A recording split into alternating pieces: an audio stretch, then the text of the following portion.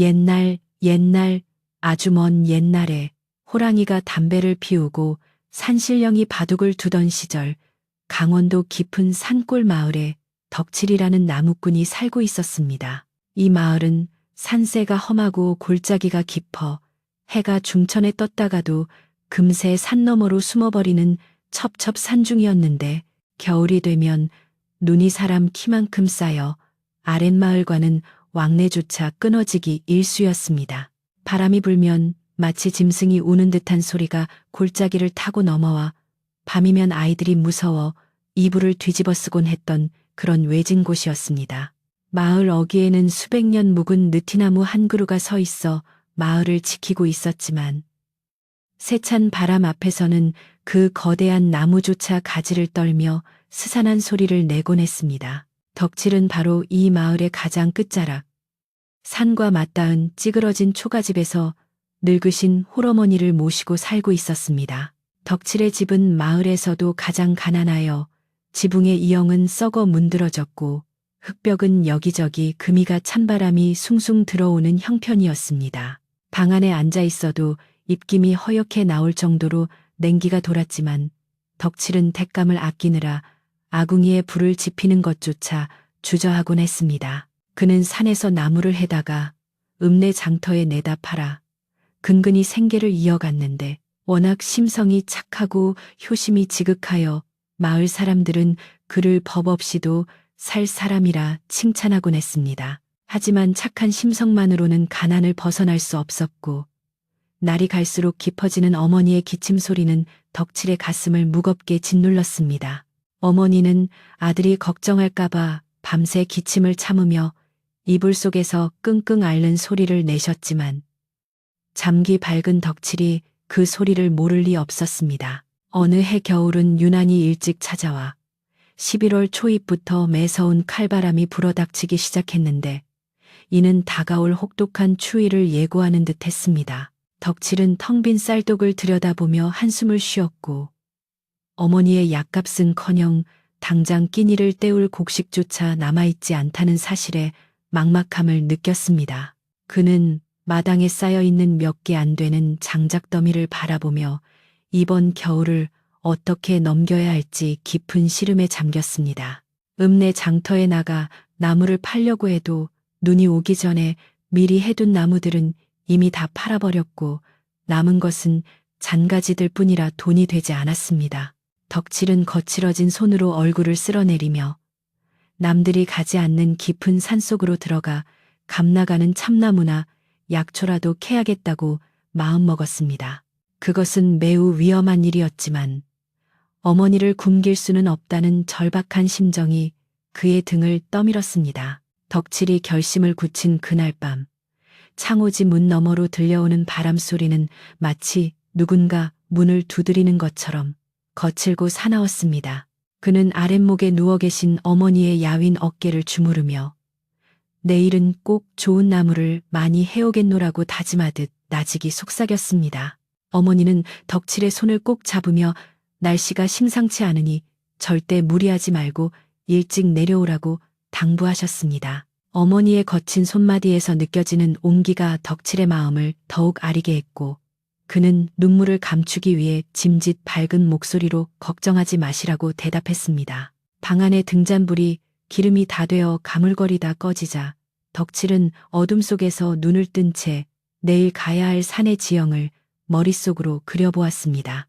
마을 사람들은 호랑이나 도깨비가 나온다며 꺼리는 검은 골짜기였지만 그곳에 가면 굵은 나무들이 많다는 이야기를 들은 적이 있었기에 그는 두려움을 꾹 눌러 담았습니다. 다음 날 새벽 닭이 채 울기도 전에 덕칠은 자리에서 일어나 헌 속옷을 껴입고 허리춤을 단단히 동여맸습니다.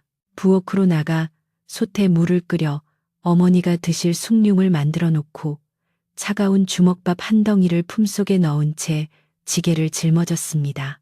마당에 나서니 서리가 하얗게 내려앉아 있었고 공기는 폐부 깊숙한 곳까지 얼어붙게 만들 만큼 차가웠습니다. 덕칠은 낡은 집신을 고쳐 신고 도끼날을 점검한 뒤 어머니가 깨실까봐 살금살금 살인문을 나섰습니다. 마을은 쥐 죽은 듯 고요했고 멀리서 들려오는 개 짖는 소리만이 새벽의 정막을 깨고 있었습니다. 그는 마을 어귀의 선앙당에 들러 잠시 고개를 숙이고 오늘 하루 무사히 다녀올 수 있게 해달라고, 그리고 어머니의 병환이 낫게 해달라고 간절히 빌었습니다. 돌무더기 위에 작은 돌멩이 하나를 얹어놓고 돌아서는 그의 발걸음은 비장하기까지 했습니다. 마을 뒤편으로 난 오솔길을 따라 산을 오르기 시작하자 익숙한 풍경들이 하나둘 뒤로 물러나고 점점 낯설고 험한 산길이 나타났습니다. 평소에 나무를 하던 낮은 산등성이를 지나자 길은 가파르게 변했고 수풀은 우거져서 지게가 자꾸만 나뭇가지에 걸렸습니다. 덕칠은 숨을 헐떡이며 땀을 흘렸지만 차가운 바람이 금세 땀을 식혀주어 쉴 새 없이 움직여야만 체온을 유지할 수 있었습니다. 산중턱에 이르자 하늘이 잔뜩 찌푸려지더니 회색 구름이 몰려오기 시작했는데 산사람인 덕칠의 눈에는 그것이 예사 구름이 아님을 알 수 있었습니다. 하지만 빈지게로 돌아갈 수는 없다는 생각에 그는 고개를 저으며 발걸음을 재촉해 더 깊은 골짜기, 즉 검은 골짜기를 향해 나아갔습니다. 그곳은 마을 어른들이 절대 가지 말라고 신신당부하던 곳이었으나 덕칠의 눈앞에는 어머니의 패쑥한 얼굴만이 아른거렸습니다. 검은 골짜기에 들어서자마자 주위의 공기가 확연히 달라진 것을 느낄 수 있었는데 마치 냉동실에 들어온 듯 살을 내는 한기가 온몸을 감쌌습니다. 아름드리 참나무들이 빽빽하게 들어차 있어 대낮인데도 어둑어둑했고 바닥에는 낙엽이 두껍게 쌓여 발이 푹푹 빠졌습니다. 덕칠은 두려움을 잊기 위해 큰 소리로 기압을 넣으며 도끼질을 시작했고 쩌렁쩌렁한 도끼 소리가 골짜기에 메아리 쳤습니다. 질 좋은 나무들이 지천에 널려 있어 덕칠은 금세 지게 한가득 나무를 채울 수 있었고 나무 사이사이에서 발견한 귀한 버섯들도 덤으로 얻었습니다. 그는 기쁨에 겨워 입가에 미소를 지으며 이것들을 장에 내다 팔면 쌀 한 가마니와 고기 한 근은 좋게 살 수 있을 것이라 계산했습니다. 어머니에게 따뜻한 고깃국을 끓여드릴 생각에 그는 힘든 줄도 모르고 부지런히 움직였습니다. 하지만 덕칠이 나무를 묶고 지게를 짊어지려 할 때쯤 하늘에서 하얀 눈송이가 하나둘 떨어지기 시작했습니다. 처음에는 흩날리는 정도였으나 순식간에 눈발이 굵어지더니 앞이 보이지 않을 정도로 거센 눈보라가 몰아치기 시작했습니다. 덕칠은 서둘러 하산해야겠다고 생각하며 지게를 짊어졌지만 이미 쌓인 눈 때문에 길을 찾기가 쉽지 않았습니다. 들어올 때 보아두었던 표식들은 눈 속에 파묻혀 사라졌고 사방이 온통 하얀색으로 변해 방향 감각조차 잃어버리고 말았습니다. 바람은 윙윙거리며 귓가를 때렸고 눈은 쉴 새 없이 얼굴을 때려 눈을 뜨기조차 힘들었습니다.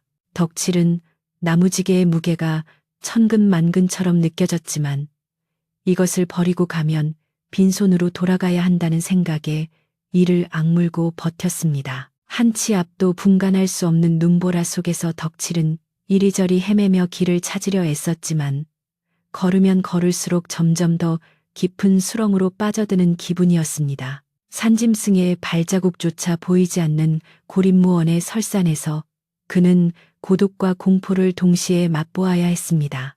해는 이미 구름 너머로 사라져 사위는 급격히 어두워졌고 기온은 곤두박질쳐 손발의 감각이 사라져갔습니다. 덕칠은 덜덜 떨리는 입술로 어머니를 부르며 정신을 차리려 노력했지만 몽롱해지는 의식을 붙잡기가 점점 어려워졌습니다. 그는 나무 지팡이에 의지해 간신히 한 발짝씩 내디뎠으나 눈 덮인 구덩이에 발을 헛디뎌 그만 바닥으로 굴러떨어지고 말았습니다. 지게가 부서지고 나무들이 사방으로 흩어졌지만 그는 다시 일어날 힘조차 남아있지 않았습니다. 눈밭에 쓰러진 덕칠의 몸 위로 차가운 눈이 계속해서 쌓여갔고 그는 이제 손가락 하나 까딱할 수 없는 지경에 이르렀습니다. 이상하게도 몸이 꽁꽁 얼어붙었는데 마음만은 화롯불 옆에 앉은 것처럼 노곤해지며 졸음이 쏟아졌습니다. 마을 어른들이 말씀하시길 산에서 얼어 죽을 때는 잠이 쏟아진다고 했는데 바로 그 순간이 찾아온 것임을 덕칠은 직감했습니다. 그는 흐릿해지는 시야 속에서 고향집의 낡은 살인문과 그 너머에서 자신을 기다리고 있을 어머니의 모습을 떠올렸습니다. 지금쯤이면 어머니가 문 밖을 서성이며 아들이 돌아오기만을 애태우고 계실 텐데 불효자는 이렇게 산속에서 생을 마감하게 되는구나 싶어 가슴이 미어지는 듯했습니다. 눈물인지 눈 녹은 물인지 모를 액체가 볼을 타고 흘러내렸고 그는 마지막 힘을 짜내어 입술을 달싹였습니다. 어머니, 죄송합니다. 부디 만수무강하세요. 덕칠의 목소리는 바람 소리에 묻혀 허공으로 흩어졌고 그의 의식은 점점 깊은 어둠 속으로 가라앉았습니다. 눈보라는 멈출 기미를 보이지 않고 더욱 거세게 몰아치며 가련한 나무꾼의 몸을 하얀 눈 무덤 속에 가두려 하고 있었습니다. 산속의 정령들도 숨을 죽인 채 착한 나무꾼의 비극적인 최후를 지켜보고 있는 듯 했습니다. 덕칠의 심장 박동은 점점 느려졌고 따뜻했던 피는 식어가며 그의 몸은 마치 얼음 조각처럼 굳어져 갔습니다. 세상의 모든 소음이 차단되고 오직 심장이 쿵쿵 뛰는 소리만이 귓가에 작게 울리다가 그마저도 희미해져 갔습니다. 그때였습니다. 칠흑 같은 어둠 속에서 무언가 낯선 기척이 느껴졌습니다. 그것은 바람소리도 아니었고 짐승의 울음소리도 아닌 이 세상의 것이 아닌 듯한 서늘하고 기이한 인기척이었습니다. 덕칠은 감겨오는 눈꺼풀 사이로 흐릿한 검은 형체를 보았다고 생각했지만 그것이 꿈인지 현실인지 구분할 수 없었습니다. 그 검은 그림자는 눈보라를 뚫고 덕칠에게 소리 없이 다가왔는데 발자국 소리 하나 들리지 않았습니다. 덕칠의 의식은 끊어질 듯 말 듯 위태롭게 이어지고 있었고 그는 본능적으로 자신의 생명이 다했음을 느꼈습니다. 이제 정말 끝이구나. 그는 체념하며 모든 것을 내려놓으려 했습니다. 검은 형체는 덕칠의 머리맡에 멈춰 섰고 하얀 눈밭 위로 검고 긴 도포 자락이 펄럭였습니다. 그 존재는 손에 낡은 장부 하나와 붓을 들고 있었는데 얼굴은 갓의 그림자에 가려 보이지 않았지만 뿜어져 나오는 기운은 등골을 오싹하게 만들기에 충분했습니다. 그는 쓰러진 덕질을 내려다보며 혀를 차는 듯한 소리를 내더니 천천히 장부를 펼쳐 무언가를 확인하기 시작했습니다. 덕질은 이제 손가락 끝 하나 움직일 수 없는 상태였지만 귀만큼은 열려 있어 그 존재가 중얼거리는 소리를 들을 수 있었습니다. 어디 보자. 강원도 산골 마을. 나무꾼 김덕칠. 올해 나이 32. 병사할 운명은 아닌데 여기서 객사라니. 저승사자는 고개를 갸웃거리며 덕칠의 얼굴과 장부에 적힌 이름을 번갈아 확인했습니다. 그의 목소리에는 어딘가 의아함이 섞여 있었고 붓끝으로 장부를 톡톡 치며 무언가 계산이 맞지 않는다는 듯 고민하는 기색이 역력했습니다. 이상하군. 명부에는 분명 오늘 이 시각에 데려가야 한다고 적혀 있는데 관상이 영딴판이란 말이지. 그는 허리를 굽혀 덕칠의 코앞까지 얼굴을 들이밀고는 차가운 손으로 덕칠의 눈꺼풀을 뒤집어 보기도 하고 맥을 짚어보기도 했습니다. 덕칠은 그 차가운 손길에 소스라치게 놀라 깨어나고 싶었지만 몸은 말을 듣지 않았고 그저 멍하니 그 검은 형체를 바라볼 뿐이었습니다. 저승사자는 한참 동안 장부를 이리저리 넘겨보다가 갑자기 아차 하며 자신의 이마를 탁 쳤습니다. 그 소리가 얼마나 컸던지 눈보라 소리마저 잠시 멈춘 듯 했습니다. 이런 망할, 페이지가 겹쳐 있었잖아. 오늘 데려가야 할 놈은 저 아랫마을 욕심쟁이 김덕칠이고 이놈은 효자 나무꾼 김덕칠이 아닌가. 저승사자의 당황한 목소리가 허공에 울려 퍼졌습니다. 그는 허둥지둥 장부를 다시 정리하며 안절부절 못하는 모습을 보였습니다. 저승에서 가장 엄격하다는 사자가 이런 실수를 저질렀다는 사실이 믿기지 않는 듯 그는 주위를 두리번거하며 누가 보지는 않았는지 살폈습니다. 덕칠은 죽어가는 와중에도 이 상황이 너무나 황당하여 헛웃음이 나올 지경이었습니다. 큰일 났군. 큰일 났어. 염라대왕님이 아시면 경을 칠 텐데. 아직 숨이 붙어 있으니 다행이지. 끊어졌으면 정말 큰 사단이 날 뻔했어. 저승사자는 덕칠의 가슴에 손을 얹고 알 수 없는 주문을 외우기 시작했습니다. 그러자 덕칠의 몸속 깊은 곳에서부터 따뜻한 기운이 돌기 시작하더니 멈춰가던 심장이 다시 힘차게 뛰기 시작했습니다. 얼어붙었던 혈관에 피가 돌면서 찌릿한 고통이 느껴졌지만 그것은 살아있다는 증거였습니다. 덕칠은 쿨럭거리며 기침을 토해냈고 폐 속으로 차가운 공기가 밀려들어와 정신이 번쩍 들었습니다. 저승사자는 안도의 한숨을 내쉬며 덕칠을 일으켜 세우려 했지만 덕칠은 여전히 다리에 힘이 들어가지 않아 주저앉고 말았습니다. 여보게, 정신이 드는가? 내 실수로 자네를 요단강 건널 뻔하게 만들었구먼. 미안해서 어쩌나. 저승사자는 평소의 위험 있는 모습과는 다르게 쩔쩔매며 덕칠의 옷니은 눈을 털어주었습니다. 덕칠은 멍한 눈으로 눈앞의 존재를 바라보며 자신이 꿈을 꾸고 있는 것인지 아니면 정말로 저승사자를 만난 것인지 분간이 가지 않았습니다. 하지만 몸에 온기가 돌아오고 손발이 움직이는 것을 보니 죽음의 문턱에서 돌아온 것만은 확실했습니다. 저승사자는 덕칠의 눈을 바라보며 비밀스러운 제안을 하려는 듯 목소리를 낮추었습니다. 내 이 실수는 자네와 나만의 비밀일세. 대신 내 사죄의 뜻으로 자네에게 큰 선물을 하나 주지. 자네 집 뒷마당 대나무 숲 아래를 파보게. 거기에는 저승사자의 말이 이어지려는 찰나 멀리서 닭 울음소리가 희미하게 들려왔고 저승사자는 화들짝 놀라며 말을 줄였습니다. 아이고, 시간이 벌써 이렇게 됐나. 아무튼 명심하게 대나무 숲 아래야. 그리고 오늘 일은 무덤까지 가져가야 하네. 그는 황급히 각근을 고쳐 메고는 연기처럼 사라져버렸습니다. 덕칠은 눈을 비비며 사방을 둘러보았지만 눈보라는 잦아들고 아침 햇살이 비치기 시작한 고요한 숲속에는 자신 혼자뿐이었습니다. 꿈인지 생시인지 알 수 없는 기묘한 체험을 뒤로하고 덕칠은 비틀거리는 몸을 일으켜 마을을 향해 발걸음을 옮겼습니다. 그의 가슴 속에는 죽다 살아난 안도감과 함께 저승사자가 남긴 마지막 말이 맴돌고 있었습니다. 덕칠이 간신히 산을 내려와 마을 어귀에 도착했을 때 마을은 이미 아침 준비로 분주했습니다. 그는 마치 10년은 늙어버린 듯한 몰골로 비틀거리며 자신의 집으로 향했습니다. 살인문을 열고 들어서자 마당에서 기다리고 있던 어머니가 버선발로 뛰어나와 덕칠을 끌어안고 통곡을 하셨습니다. 아이고 내 새끼, 살아 돌아왔구나. 밤새 눈보라가 쳐서 얼마나 걱정했는지 아느냐. 어머니의 따뜻한 품에 안긴 덕칠은 그제야 자신이 정말로 살아 돌아왔음을 실감하며 참았던 눈물을 터뜨렸습니다. 그는 어머니를 안심시키며 방으로 모신 뒤 부엌으로 가서 물 한 그릇을 벌컥벌컥 들이켰습니다. 그리고는 문득 저승사자의 말이 떠올라 뒷마당 대나무 숲을 바라보았습니다.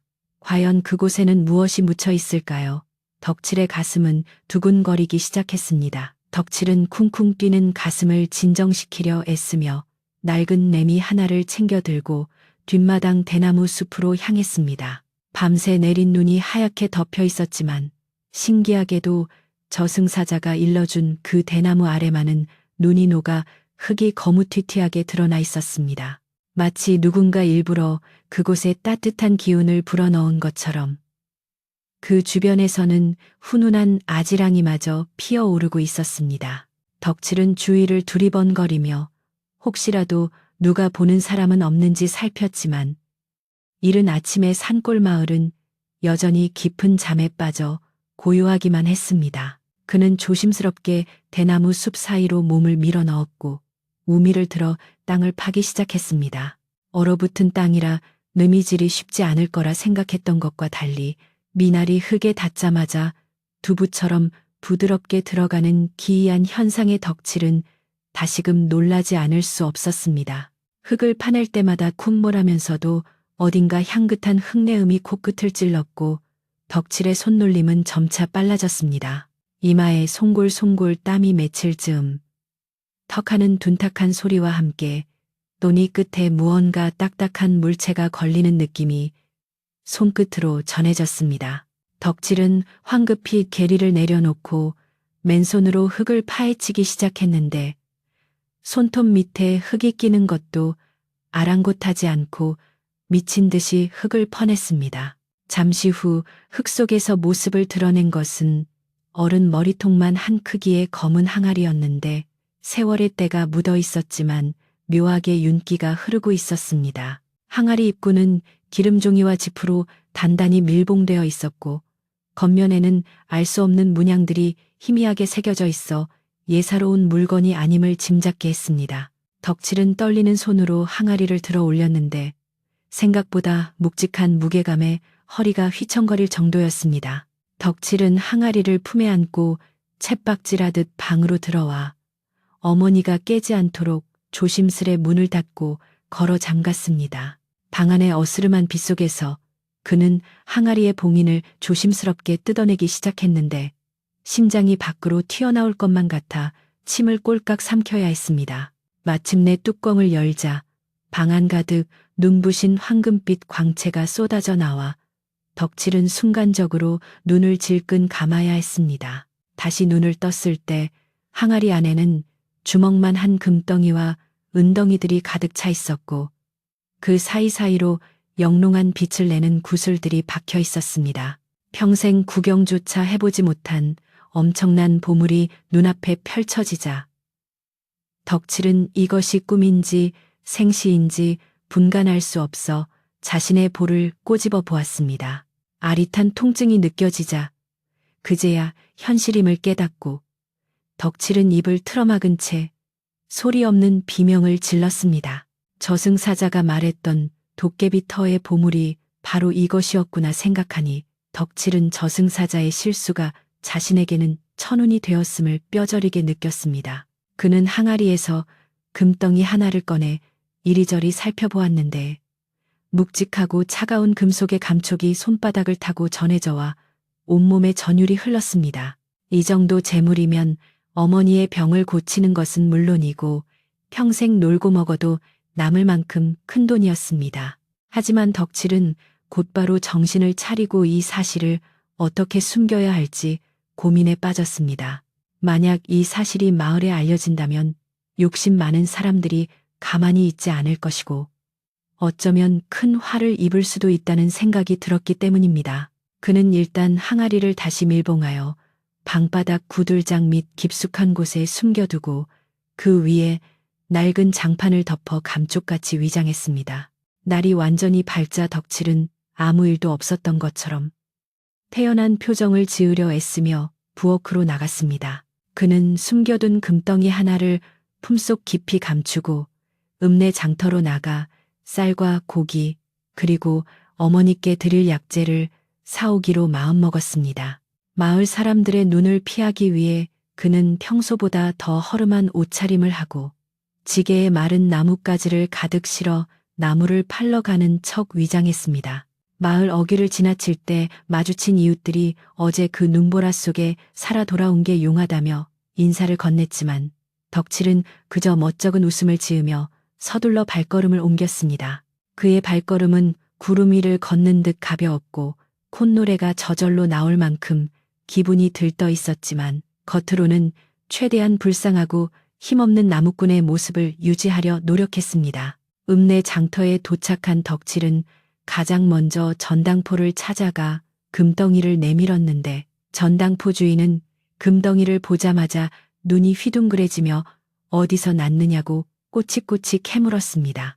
덕칠은 미리 준비해 둔 대로 산에서 약초를 캐다가 우연히 주웠다고 둘러대며 헐값이라도 좋으니 당장 현금으로 바꿔달라고 사정했습니다. 주인은 의심스러운 눈초리로 덕칠을 훑어보았지만 워낙 순박해 보이는 덕칠의 모습에 의심을 거두고 돈주머니를 내주었습니다.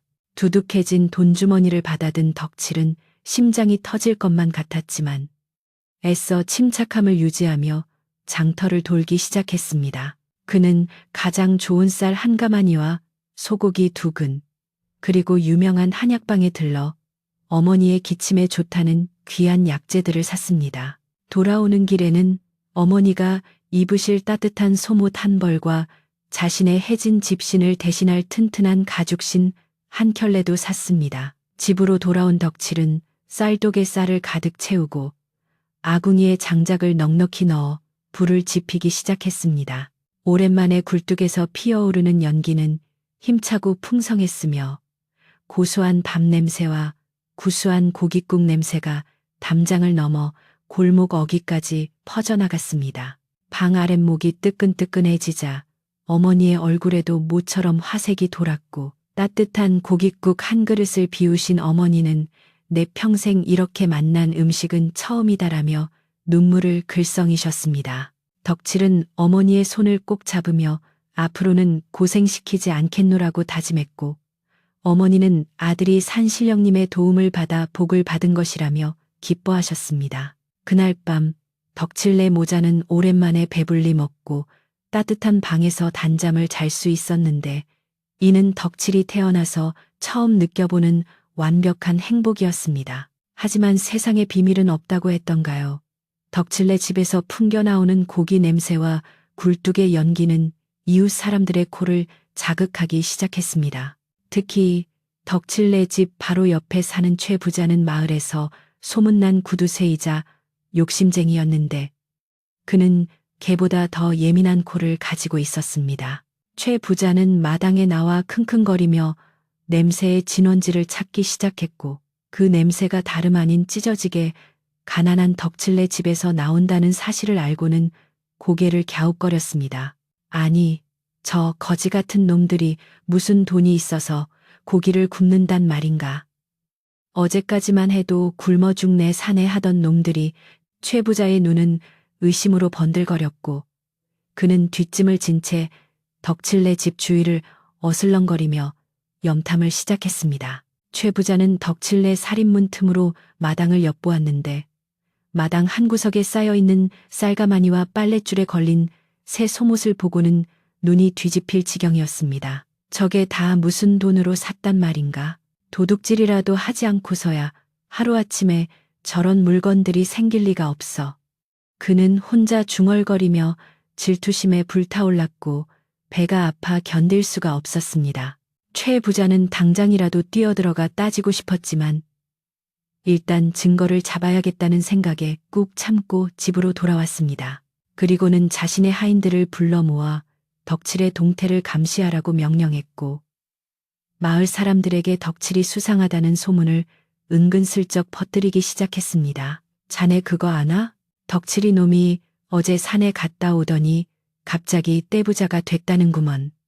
산적 놈들이 숨겨놓은 작물이라도 훔친 게 틀림없어. 최 부자가 퍼뜨린 소문은 발없는 말이 되어 천리를 가듯 순식간에 마을 전체로 퍼져나갔습니다. 우물가에 모인 아낙네들은 빨래 방망이질을 멈추고 덕칠네 이야기를 수군거렸고 사랑방에 모인 노인들도 곰방대를 물고 덕칠의 갑작스러운 횡재에 대해 이러쿵저러쿵 논평을 늘어놓았습니다. 글쎄, 덕칠이가 도깨비를 홀려서 돈을 뜯어냈다더라. 아니야, 산삼을 100불이나 캐서 팔았다던데? 온갖 추측이 난무하는 가운데 덕칠을 시기하는 사람들은 그가 나쁜 짓을 해서 돈을 벌었을 것이라고 단정짓고 비난하기 시작했습니다. 평소 덕칠의 성실함을 칭찬하던 사람들조차 사람 속은 모르는 법이라며 의심의 눈초리를 보내기 시작했고 마을의 공기는 묘하게 차가워졌습니다. 그러던 어느 날 마을의 촌장님이자 가장 연로하신 박노인이 덕칠을 찾아왔습니다. 박노인은 평소 덕칠을 친손자처럼 아끼던 분이었는데 마을의 돈은 흉흉한 소문을 듣고 걱정이 되어 찾아온 것이었습니다. 박노인은 덕칠을 마루에 앉히고는 심각한 표정으로 입을 열었습니다. 덕칠아, 네가 갑자기 큰 돈이 생겼다는 소문이 파다하더구나. 내 너를 믿지만 세상 인심이라는 게 참으로 무서운 법이다. 갑자기 벼락부자가 되면 시기하는 자들이 생기기 마련이고 그들이 너를 해코지할 수도 있다. 박노인은 덕칠의 손을 잡으며 간곡히 당부했습니다. 돈이 생겼을수록 더욱 겸손하고 조심해야 한다. 그리고 만약 그 돈이 떳떳하지 못한 돈이라면 지금이라도 돌려놓는 것이 좋을 게다. 덕칠은 박노인의 진심 어린 충고에 가슴이 뜨끔했지만 저승사자와의 약속 때문에 사실대로 말할 수가 없었습니다. 그는 고개를 숙이며 어르신, 절대 남의 것을 훔치거나 나쁜 짓을 한 것은 아닙니다. 그저 조상님이 보살펴 주셔서 약간의 운이 따랐을 뿐입니다. 라고 둘러댔습니다. 박노인은 덕칠의 눈을 뚫어지게 바라보다가 그 맑은 눈빛에 거짓이 없음을 느끼고는 안도의 한숨을 내쉬었습니다. 그래, 네가 그럴 아이가 아니지. 하지만 최 부자가 너를 주시하고 있으니 각별히 조심해야 할 게다. 그 사람은 한 번 물면 놓지 않는 독사 같은 위인이니까. 박노인은 덕칠의 어깨를 두드려주고는 지팡이를 짚고 돌아갔지만 덕칠의 마음속에는 불안감이 싹트기 시작했습니다. 한편 최 부자는 덕칠의 뒤를 캐기 위해 혈안이 되어 있었습니다. 그는 덕칠이 읍내 전당포에 다녀왔다는 사실을 알아내고는 쾌재를 부르며 전당포 주인에게 사람을 보내 무엇을 팔았는지 알아내려 했습니다. 하지만 전당포 주인은 입이 무거운 사람이었고 고객의 비밀을 함부로 발설하지 않아 최 부자의 계획은 수포로 돌아갔습니다. 약이 오를 대로 오른 최 부자는 이제 직접 행동에 나서기로 결심했습니다. 그는 마을 청년들을 선동하여 덕칠이 도둑질을 했다는 증거를 찾자고 부추겼고 밤마다 덕칠네 집 담장 너머로 돌을 던지거나 오물을 투척하는 등 괴롭힘을 시작했습니다. 덕칠은 밤새 들려오는 웅성거림과 지붕 위로 떨어지는 돌소리에 잠을 설쳐야 했고 어머니는 공포에 질려 이불을 뒤집어 쓰고 떨어야 했습니다. 덕칠은 더 이상 참을 수 없다고 생각했습니다. 자신이 죄를 지은 것도 아닌데 왜 이런 수모를 겪어야 하는지 억울하기 짝이 없었습니다. 하지만 맞대응을 했다가는 오히려 일이 더 커질까봐 꾹 참고 견디는 수밖에 없었습니다. 그는 낮에는 아예 대문을 걸어 잠그고 밖으로 나가지 않았고 밤에도 불을 끄고 숨죽여 지냈습니다. 하지만 그럴수록 마을 사람들의 의심은 더욱 커져만 갔고 덕칠네 집은 마치 범죄자의 소굴처럼 여겨지게 되었습니다. 아이들은 덕칠네 집 앞을 지나갈 때 코를 막고 뛰어가고 어른들은 혀를 차며 손가락질을 해댔습니다.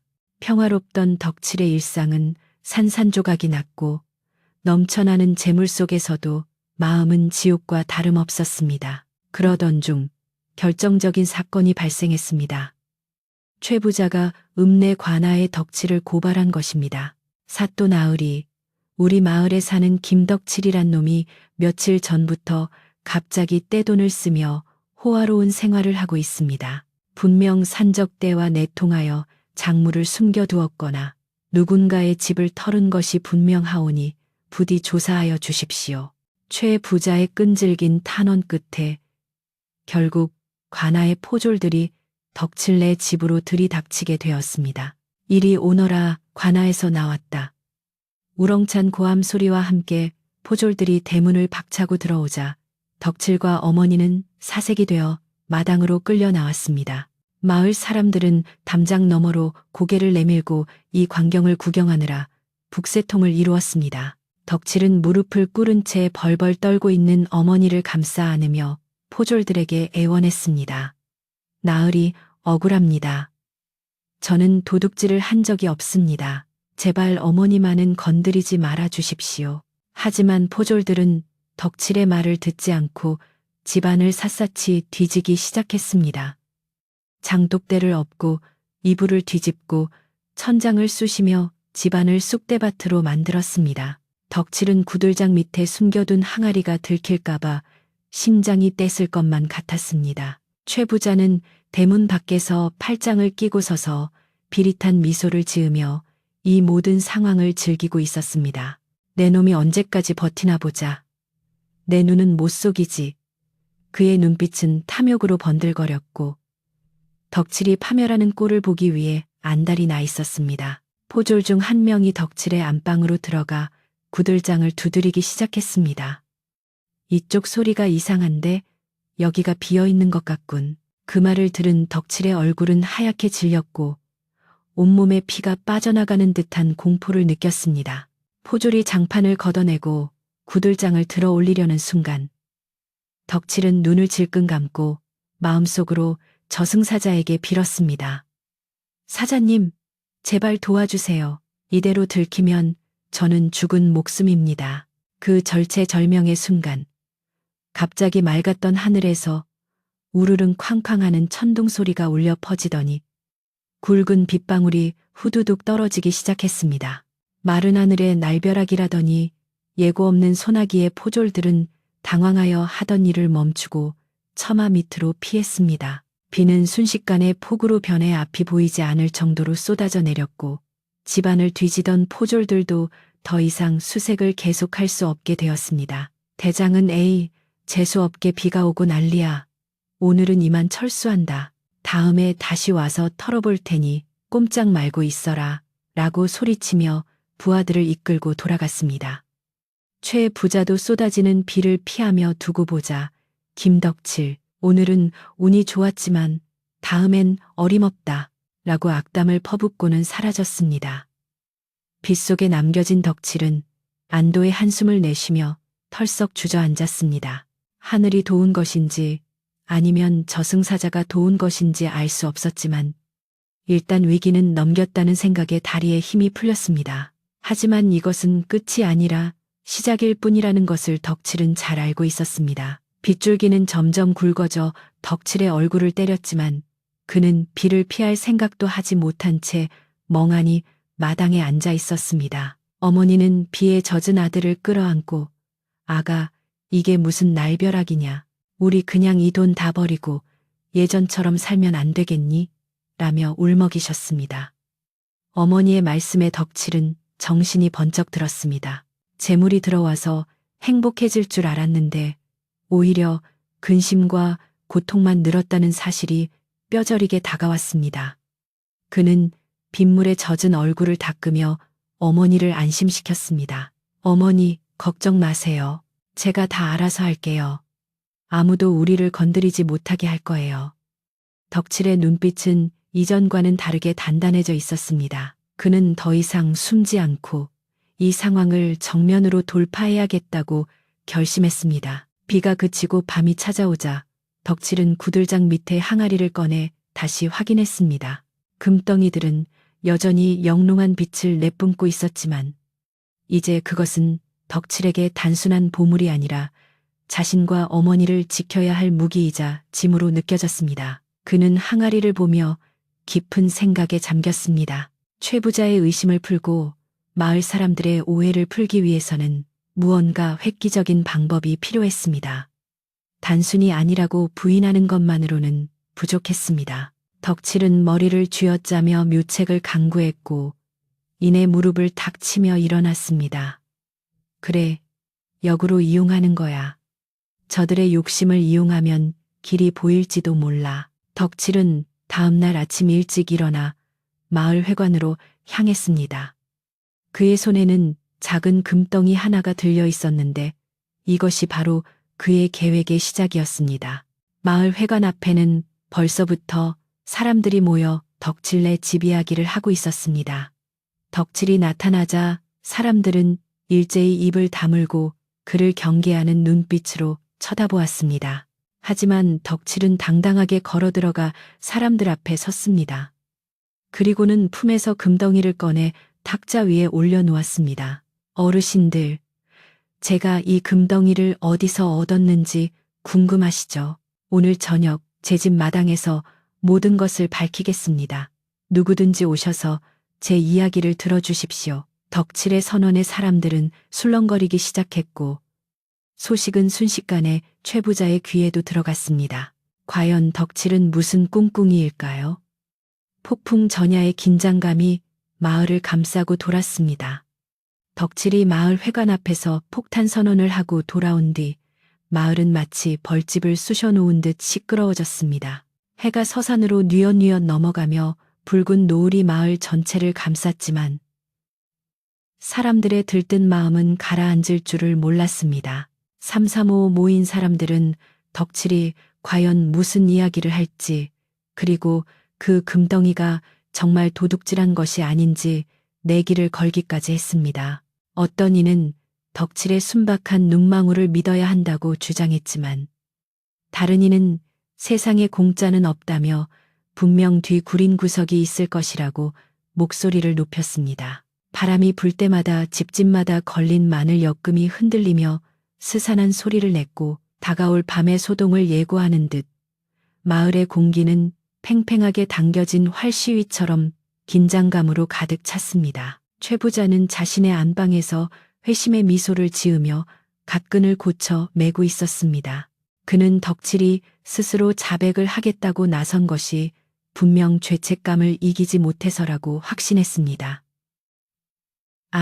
그렇고 말고 천한 것이 갑자기 큰돈을 만지니 간이 콩알만해졌을 게야. 내 오늘 마을 사람들 앞에서 그놈의 가면을 벗기고 그 재물을 관아에 넘기는 척하다가 슬쩍 내 몫을 챙겨야지. 최 부자는 이미 덕칠의 재산이 자신의 소나귀에 들어온 것인 양김칫국을 마시며 하인들에게 멍석과 몽둥이를 준비시키라고 으름장을 놓았습니다. 그의 아내조차 남편의 탐욕스러운 모습에 혀를 찼지만 최 부자의 콧노래는 멈출 줄 몰랐습니다. 그는 이 기회에 덕칠을 마을에서 쫓아내고 그 집 터까지 헐값에 사들일 야무진 계획까지 세우고 있었습니다. 한편 덕칠의 집에서는 무거운 침묵만이 감돌고 있었습니다. 덕칠은 안방 한가운데 앉아 구들장 밑에서 꺼낸 항아리를 물끄러미 바라보고 있었습니다. 어머니는 불안한 마음에 아들의 옷소매를 잡고 연신 마른 침을 삼키셨습니다. 아가, 정말 괜찮겠느냐? 저 독사 같은 최 부자가 가만히 있지 않을 텐데 차라리 지금이라도 짐을 싸서 밤도주를 하는 게 낫지 않겠느냐? 어머니의 떨리는 목소리에 덕칠은 빙그레 웃으며 어머니의 손등을 토닥였습니다. 어머니, 도망이라뇨. 제가 죄를 지은 것도 아닌데 왜 도망을 갑니까? 피한다고 해결될 일이 아니에요. 그리고 이 재물은 저승사자님이 제 효심을 보고 주신 선물이니 그 뜻을 믿고 당당하게 나설 겁니다. 덕칠의 눈빛은 예전에 유약하던 나무꾼의 것이 아니었습니다. 죽음의 문턱을 넘어본 사람만이 가질 수 있는 담대함이 그의 눈 속에 깃들어 있었습니다. 날이 완전히 저물고 어둠이 깔리자 덕칠네 마당에는 하나둘 횃불이 켜지기 시작했습니다. 마을 사람들은 저녁밥 숟가락을 놓자마자 덕칠네 집으로 몰려들었고 좁은 마당은 순식간에 사람들로 발 디딜 틈이 없어졌습니다. 쌀쌀한 겨울바람에도 불구하고 사람들의 열기로 인해 마당은 후끈 달아올랐고 여기저기서 웅성거리는 소리가 담장을 넘어갔습니다. 맨 앞줄에는 의기양양한 표정의 최 부자가 뒷짐을 지고 서 있었고 그 옆에는 걱정스러운 표정의 박노인 촌장님이 지팡이를 짚고 서 있었습니다. 마을의 젊은 청년들은 혹시 모를 사태에 대비해 몽둥이를 들고 서 있었는데 그 모습이 마치 죄인을 심판하는 형장과도 같아 살벌한 분위기를 자아냈습니다. 덕칠은 심호흡을 한 번 크게 하고는 굳게 닫혀있던 방문을 열고 마루로 나섰습니다. 하얀 무명바지 저고리를 정갈하게 차려입은 덕칠의 모습은 평소보다 훨씬 훤칠해 보였고 횃불의 불빛을 받아 그의 얼굴에는 비장함마저 감돌았습니다. 웅성거리던 사람들은 덕칠이 나타나자 약속이라도 한 듯 입을 다물었고 수십 쌍의 눈동자가 오직 덕칠의 입만을 주시했습니다. 정적 속에서 타닥타닥 타들어가는 횃불 소리만이 들려왔고 덕칠은 천천히 마당을 둘러보며 모인 사람들의 얼굴을 하나하나 확인했습니다. 그 중에는 자신을 믿어주던 이웃도 있었고 시기 질투에 눈이 먼 사람들도 있었습니다. 덕칠은 마음을 가라앉히며 준비했던 말을 꺼내기 시작했습니다. 마을 어르신들, 그리고 이웃 여러분. 추운 날씨에 누추한 제 집까지 오시게 해서 송구합니다. 덕칠의 목소리는 차분하면서도 힘이 있어 마당 뒤쪽까지 또렷하게 들렸습니다. 최근 저를 둘러싸고 흉흉한 소문이 돌고 있다는 것을 잘 알고 있습니다. 도둑질을 했다느니 산적과 내통했다느니 하는 말들 말입니다. 덕칠이 말을 잠시 멈추자 최 부자가 비웃으며 끼어들었습니다. 소문이 아니라 사실이겠지. 그 많은 돈이 어디서 났는지 이실직고하지 않으면 오늘 밤 내 놈은 뼈도 못 추릴 줄 알아라. 최 부자의 선동에 몇몇 사람들이 동조하며 웅성거렸지만 박 노인이 지팡이로 바닥을 탕탕 치며 제지했습니다. 조용히들 하게. 덕칠이의 말을 끝까지 들어보는 게 순서가 아닌가. 덕칠은 박 노인에게 감사의 눈짓을 보내고 다시 말을 이었습니다. 저는 결코 남의 것을 훔치지 않았습니다. 하늘을 우러러 한 점 부끄러움이 없습니다. 여러분도 아시다시피 며칠 전 큰 눈보라가 쳤을 때 저는 산에서 죽을 고비를 넘겼습니다. 그때 정신을 잃고 쓰러져 있는데 꿈결인지 생시인지 모를 비몽사몽간에 한 어르신을 만났습니다. 덕칠은 저승사자라는 말을 차마 입에 올릴 수 없어 기지를 발휘해 말을 돌렸습니다. 그분은 산신령 같기도 하고 우리 조상님 같기도 했는데 저에게 말씀하시길, 내가 비록 가난하나 효심이 지극하고 마음이 착하니 옛날 도깨비들이 쓰다 버리고 간 터를 알려주겠다 하셨습니다. 사람들은 도깨비 터라는 말에 숨을 죽이고 귀를 기울였습니다. 옛날 이야기에서나 듣던 도깨비 터 이야기가 나오자 흥미진진해하는 눈치였습니다. 덕칠은 계속해서 말을 이어갔습니다. 깨어나 보니 눈 속에 파묻혀 있었고 그분이 알려주신 곳을 파보니 항아리가 나왔습니다. 그 안에는 제가 평생 만져보지도 못한 재물이 들어 있었습니다. 덕칠은 말을 마치고는 뒤를 돌아 마루 한 구석에 놓아두었던 검은 항아리를 가지고 나왔습니다. 그가 항아리 뚜껑을 열어보이자 횃불의 불빛을 반사한 금덩이들이 번쩍이며 마당 전체를 환하게 비추었습니다. 오 하는 탄성이 여기저기서 터져나왔고 사람들은 저도 모르게 앞으로 다가서며 금을 구경하려 들었습니다. 최 부자는 금을 보자마자 눈이 뒤집혀 침을 질질 흘릴 지경이었습니다. 그는 앞뒤 가리지 않고 소리쳤습니다. 저건 도깨비터가 아니라 우리 조상님 묘자리 근처에서 나온 게 분명해. 우리 땅에 묻혀있던 거니 내 것이야. 최 부자의 억지 주장에 사람들은 어이없어 했지만 금의 유혹은 너무나 강렬해서 누구 하나 선뜻 최 부자를 말리지 못했습니다. 욕심이라는 괴물이 사람들의 이성을 마비시키고 있었던 것입니다. 덕칠은 예상했다는 듯 씁쓸한 미소를 지으며 항아리 뚜껑을 닫았습니다. 최 부자 어르신, 이 땅은 제 집 뒷마당 대나무 숲입니다. 어찌 남의 집 마당을 어르신 조상 묘자리라 우기십니까? 덕칠의 반박에 최 부자는 얼굴이 불그락푸르락해져서 씩씩거렸습니다. 이놈이 어디서 말대꾸야. 내 놈 집터도 원래는 다 우리 집안 땅이었어. 그러니 그 밑에 있는 것도 당연히 내 것이지. 최 부자는 억지를 부리며 하인들에게 당장 항아리를 빼앗으라고 눈짓을 보냈습니다. 하인들이 주춤주춤 다가오자 덕칠은 항아리를 꼭 껴안으며 큰 소리로 외쳤습니다. 잠깐만요. 이 재물에는 무서운 비밀이 하나 더 있습니다. 그 어르신께서 말씀하시길, 이 재물은 주인을 알아보는 금이라 하셨습니다. 만약 욕심을 품고 자격 없는 자가 이 금에 손을 대면 손이 썩어 문드러지고 집안이 망한다고 했습니다. 덕칠의 서슬 퍼런 경고에 다가오던 하인들은 기겁하며 뒤로 물러섰습니다. 미신을 잘 믿는 시골 사람들이라 저주나 재앙이라는 말에 약할 수밖에 없었습니다. 마당에는 다시금 무거운 침묵이 흘렀고 사람들은 서로의 눈치만 살피며 금에 가까이 가기를 꺼려했습니다. 최 부자만이 콧방귀를 뀌며 비웃었습니다.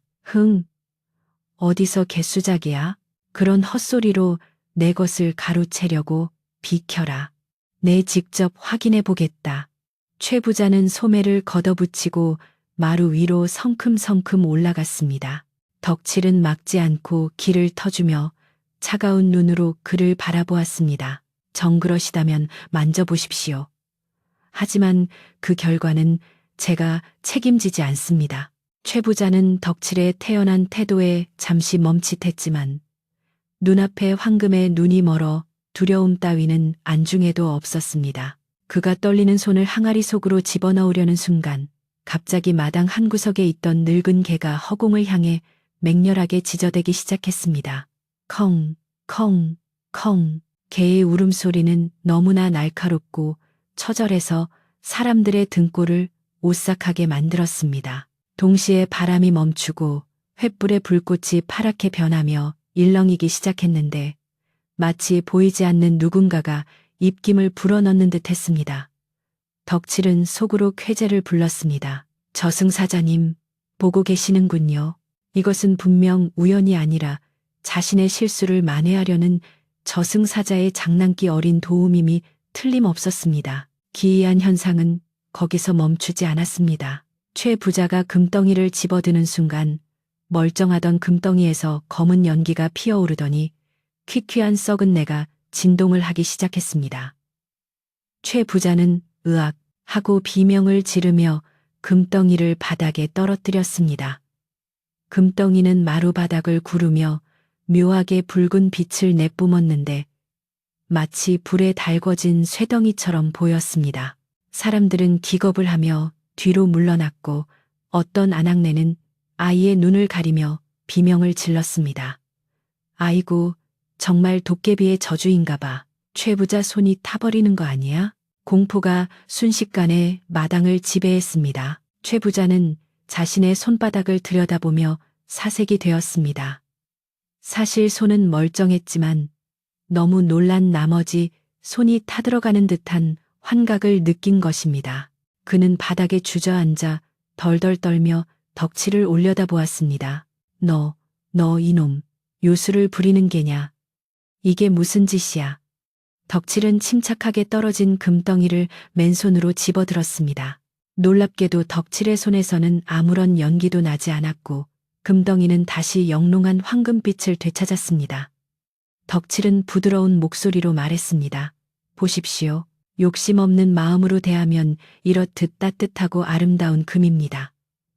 하지만 탐욕에 찌든 손이 닿으면 재앙의 불씨가 되는 법이지요. 이 광경을 목격한 마을 사람들은 웅성거림을 멈추고 덕칠을 경외의 눈빛으로 바라보았습니다. 그동안 바보처럼 착하기만 했던 나무꾼 덕칠이 이제는 범접할 수 없는 신비한 기운을 가진 사람처럼 보였습니다. 박노인은 고개를 끄덕이며 중얼거렸습니다. 하늘이 내린 재물이 맞구먼.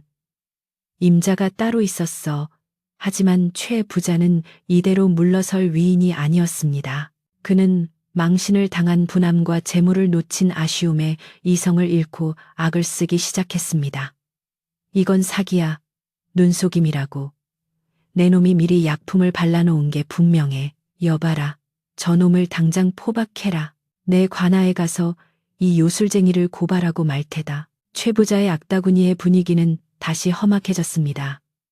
최 부자의 하인들이 주춤거리며 다시 덕칠을 에워싸기 시작했고 덕칠은 항아리를 뒤로 숨기며 물러섰습니다. 바로 그때 대문 밖에서 이리 오너라 하는 우렁찬 소리와 함께 관아의 포졸들이 다시 들이닥쳤습니다. 이번에는 마을의 신고가 아니라 어제 비 때문에 철수했던 것이 찝찝했던 포졸 대장이 다시 확인차 온 것이었습니다. 최 부자는 쾌재를 부르며 포졸들에게 달려갔습니다. 나으리, 잘 오셨습니다. 저놈이 요술로 사람을 홀리고 재물을 숨기고 있습니다. 당장 잡아 가두십시오. 포졸 대장은 난장판이 된 마당을 둘러보며 인상을 찌푸렸습니다. 밤중에 이게 무슨 소란인가? 도깨비 노름이라도 하는 게냐? 대장의 시선이 덕칠이 들고 있는 항아리에 꽂혔습니다. 번쩍이는 금덩이를 본 대장의 눈매가 가늘어졌습니다. 오, 저게 그 소문의 금항아리로구나. 과연 탐이 날만도 하군. 대장은 천천히 덕칠에게 다가왔습니다. 상황은 다시 덕칠에게 불리하게 돌아가고 있었습니다. 기이한 현상으로 마을 사람들의 마음은 돌려놓았지만 법과 힘을 앞세운 관아의 힘 앞에서는 도깨비의 저주 이야기도 통하지 않을 수 있었습니다. 덕칠은 마른 침을 삼키며 마지막 승부수를 띄워야 할 때가 왔음을 직감했습니다. 덕칠은 포졸 대장 앞으로 당당히 걸어나가 고개를 숙였습니다. 나으리, 이 재물 때문에 마을에 소란을 일으켜 죄송합니다. 하지만 이 재물은 결코 훔친 것이 아니며 하늘이 제게 잠시 맡겨두신 것입니다. 만약 나으리께서도 이 재물의 주인이 되실 자격이 있다면 가져가셔도 좋습니다. 하지만 덕칠은 잠시 말을 멈추고 대장의 눈을 똑바로 쳐다보았습니다. 욕심이 화를 부른다는 것을 방금 최부자 어르신을 통해 보셨을 겁니다. 과연 나으리는 이 금의 무게를 감당하실 수 있겠습니까? 덕칠의 도발적인 말에 대장은 콧방귀를 뀌며 칼자루를 만지작거렸습니다. 내 놈이 감히 관군을 능멸하느냐? 내 그깟 미신 따위는 믿지 않는다. 대장은 거칠게 덕칠의 손에서 항아리를 낚아채려 했습니다. 순간 하늘에서 다시 한번 마른 번개가 번쩍하고 쳤습니다. 사람들은 비명을 지르며 엎드렸고 대장도 깜짝 놀라 뒷걸음질 쳤습니다. 이번 번개는 어제와 달리 비를 뿌리지 않고 오직 덕칠의 집 지붕 위에서만 맴돌며 으르렁거렸습니다. 마치 하늘이 덕칠을 보호하고 있다는 강력한 신호처럼 보였습니다. 저승사자가 보내는 마지막 경고였을까요? 아니면 정말로 자연이 만들어낸 기적이었을까요? 공포에 질린 침묵 속에서 덕칠은 조용히 항아리를 바닥에 내려놓고 무릎을 꿇었습니다. 그리고 모두가 들을 수 있도록 낮고 굵은 목소리로 말했습니다. 이제 모든 진실을 밝히겠습니다. 이 항아리 밑바닥에 적힌 글귀를 보십시오. 덕칠이 비장한 목소리로 항아리 밑바닥을 보라고 외치자 마당에는 다시금 무거운 정적이 감돌았습니다. 하늘을 찢을 듯 울려 퍼지던 천둥 소리는 언제 그랬냐는 듯 잦아들었고 오직 거친 숨소리와 타닥타닥 타들어가는 횃불 소리만이 긴장감을 고조시키고 있었습니다. 포졸 대장은 덕칠의 당당한 기세에 잠시 주춤했지만 이내 체면을 차리고 헛기침을 하며 항아리 쪽으로 다가갔습니다.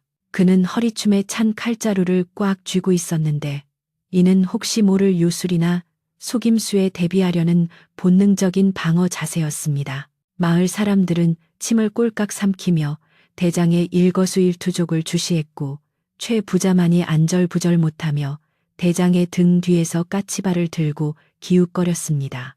덕칠은 항아리를 조심스럽게 뒤집어 그 바닥이 위를 향하게 놓았고 횃불을 든 포졸 하나가 가까이 다가와 불빛을 비추었습니다. 항아리의 밑바닥은 세월의 흔적으로 거무튀튀하게 변해 있었지만 그 한가운데에는 흙먼지 사이로 선명하게 새겨진 글귀가 있었습니다. 그것은 먹으로 쓴 글씨가 아니라 도공이 처음 항아리를 빚을 때부터 정교하게 조각해 넣은 양각의 글자였습니다. 불빛을 받자 글자의 획마다 은은한 광채가 흘러나왔는데 마치 살아있는 생명체처럼 꿈틀거리는 듯한 기이한 느낌을 주었습니다.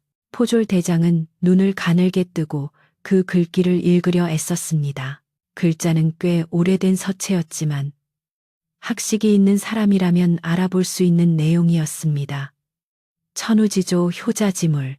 대장이 더듬더듬 글자를 읽어내려가자 주위 사람들의 귀가 쫑긋 섰습니다. 대장은 믿기지 않는다는 듯 고개를 갸웃거리며 다시 한번 큰 소리로 해석했습니다. 하늘이 돕고 땅이 돕는 효자의 물건이라. 아니, 이게 무슨 소리란 말인가? 그 순간 덕칠이 차분하고 나지막한 목소리로 입을 열어 그 뜻을 풀이했습니다. 나으리, 보시는 바와 같습니다. 이 항아리는 하늘이 감동할 만한 효심을 가진 자만이 주인이 될 수 있다는 뜻이 새겨져 있습니다. 저승, 아니, 그 산신령님께서 이 항아리를 제게 주실 때 오직 병드신 노모를 공경하는 마음 하나만을 보셨다고 했습니다. 만약 불효하거나 탐욕스러운 자가 이 물건을 탐하면 아까 최부자 어르신이 겪으신 것처럼 화를 입게 될 것이라는 경고이기도 합니다. 덕칠의 설명은 논리정연했고 그의 표정에는 한치의 거짓도 없어 보였습니다. 사람들은 효자지물이라는 글귀와 덕칠의 평소 행실을 떠올리며 고개를 끄덕이기 시작했습니다. 마을에서 덕칠만큼 어머니를 극진히 모시는 효자가 없다는 것은 삼척동자도 다 아는 사실이었기 때문입니다. 포졸 대장은 잠시 침묵에 잠겼습니다. 그는 비록 거친 무관이었지만 미신을 두려워하고 조상을 섬기는 것을 중요하게 여기는 조선의 사람이었습니다. 게다가 방금 전 눈앞에서 벌어진 기이한 번개와 최부자의 발작을 목격한 터라 이 항아리에 신령스러운 기운이 서려 있다는 것을 부인하기 어려웠습니다. 그는 덕치를 다시 한번 찬찬히 훑어보았습니다. 허름한 옷차림에 깡마른 체구였지만 그 눈빛만은 맑고 깊어 범상치 않은 기운이 느껴졌습니다. 대장은 마음속으로 이놈을 건드렸다가는 나에게도 무슨 병고가 생길지 모른다는 불길한 예감을 느꼈습니다.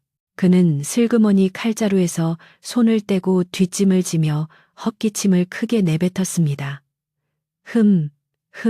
글귀가 참으로 기묘하구나. 하늘이 내린 물건이라니 관아에서 함부로 압수할 명분이 부족하긴 하군. 대장의 태도가 누그러지자 당황한 것은 최부자였습니다. 그는 다급하게 대장의 옷소매를 잡으며 소리쳤습니다. 나으리, 속으시면 안 됩니다. 저놈이 밤새 몰래 글자를 파놓은 게 분명합니다. 저런 촌놈이 무슨 하늘의 복을 받는단 말입니까? 다 사기극입니다. 당장 저 항아리를 깨뜨려 보면 가짜라는 게 드러날 겁니다. 최 부자의 눈은 광기로 번들거렸고 입가에는 거품까지 물고 있었습니다.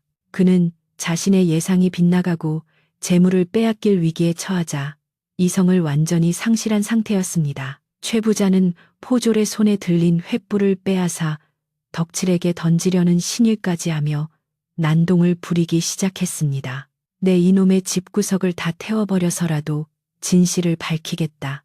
하지만 최 부자의 이러한 광태는 오히려 독이 되었습니다. 포졸 대장은 자신의 옷자락을 잡고 늘어지는 최 부자를 귀찮다는 듯이 뿌리치며 호통을 쳤습니다. 에이, 이 양반이 정말 관군 앞에서 무슨 추태인가. 자네 눈에는 저 오래된 이끼와 흙대가 하루아침에 만들어진 것으로 보이는가. 그리고 하늘이 무섭지도 않나?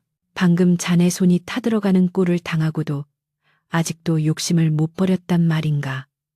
대장의 우렁찬 호통 소리에 최 부자는 엉덩방아를 또쓰며 바닥에 나뒹굴었습니다. 마을 사람들은 혀를 차며 최 부자를 손가락질했습니다. 어휴, 돈독이 올라도 유분수지. 하늘이 내린 효자한테 저러면 벌받지. 그러게 말이야. 평소에 덕칠이를 그렇게 괴롭히더니 꼴 좋다. 그때 마을의 촌장인 박노인이 지팡이를 짚고 앞으로 나섰습니다.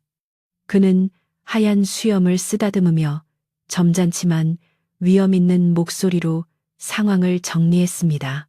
대장 나으리, 이 마을 촌장으로서 한 말씀 올리겠습니다. 김덕칠은 태어날 때부터 지금까지 법 없이도 살 착한 아이입니다. 홀어머니를 모시기 위해 엄동설안의 산에 갔다가 죽을 고비를 넘기고 돌아왔으니 하늘이 그 갸륵한 정성을 봐서 상을 내린 것이 아니겠습니까? 옛말에 지성이면 감천이라 했습니다. 관아에서 백성의 복을 축하해 주지는 못할 망정 억울한 누명을 씌워 잡아간다면 민심이 동요할 것입니다. 박노인의 말에 마을 사람들도 하나둘씩 용기를 내어 거들기 시작했습니다. 맞습니다. 덕칠이는 도둑질할 위인이 아닙니다. 우리 마을의 자랑인 효자를 건드리지 마십시오. 분위기가 완전히 반전되자 포졸 대장은 더 이상 고집을 피울 명분이 사라졌음을 깨달았습니다. 게다가 마을 전체가 덕칠을 옹호하고 나서니 무리하게 덕칠을 잡아갔다가는 나중에 상부로부터 문책을 당할 수도 있다는 계산이 섰습니다. 대장은 짐짓 너그러운 척 고개를 끄덕이며 말했습니다. 허허, 마을 사람들의 신망이 이토록 두터운 줄은 미처 몰랐구먼. 내 오늘 일은 하늘의 뜻과 마을 어르신들의 말씀을 존중하여 없던 일로 하겠네. 하지만 대장은 시선을 최 부자에게 돌리며 엄한 표정을 지었습니다. 허위 신고로 관아의 업무를 방해하고 선량한 백성을 모함한 죄는 묵과할 수 없다. 최 부자, 자네는 내일 날이 밝는 대로 관아에 출두하여 조사를 받도록 하게. 곤장 열 때는 각오해야 할 것이야. 최 부자는 곤장이라는 말에 사색이 되어 그 자리에서 기절할 듯 쓰러졌습니다. 그의 하인들은 주인의 처참한 몰골에 고개를 들지 못하고 부축하여 황급히 집으로 도망치듯 사라졌습니다. 포졸 대장은 덕칠에게 다가와 어깨를 툭툭 치며 말했습니다. 자네, 운이 좋았네. 아니, 복이 많은 것인가? 아무튼 그 재물로 어머니 잘 모시고 부디 착하게 살게나 내 특별히 눈 감아주는 것이니. 대장은 묘한 여운을 남기며 부하들을 이끌고 대문 밖으로 빠져나갔습니다. 횃불의 행렬이 멀어지면서 왁자지껄하던 소음도 함께 사라져갔습니다. 덕칠은 깊게 허리 숙여 대장과 포졸들의 뒷모습에 인사를 올렸습니다. 감사합니다. 나으리. 은혜 잊지 않겠습니다. 관군과 최부자가 사라지자 마당에는 마을 사람들만 남게 되었습니다. 잠시 어색한 침묵이 흘렀지만 곧이어 안도의 한숨과 함께 축하의 인사가 쏟아지기 시작했습니다. 아이고, 덕칠아, 10년 감수했다. 정말 다행이다. 네가 진짜 부자가 된 게 맞구나. 효자가 복 받는다더니 옛말 틀린 거 하나 없다. 조금 전까지만 해도 의심의 눈초리를 보내던 사람들도 언제 그랬냐는 듯 덕칠의 손을 잡고 흔들며 기뻐했습니다. 덕칠은 그들의 변덕이 야속할 법도 했지만 넉넉한 미소로 모든 인사를 받아주었습니다. 그는 알고 있었습니다. 가난은 죄가 아니지만 때로는 사람을 비참하게 만들고 의심받게 만든다는 것을. 이제 그 굴레를 벗어던졌으니 이웃들의 시선도 자연스럽게 따뜻해진 것이라 이해하기로 했습니다. 덕칠은 박노인 앞으로 다가가 큰 절을 올렸습니다. 어르신, 덕분에 위기를 모면했습니다. 정말 감사합니다. 박노인은 흐뭇한 미소를 지으며 덕칠을 일으켜 세웠습니다. 아니다, 덕칠아. 내 진심이 하늘에 닿은 게지 나는 그저 거들었을 뿐이다.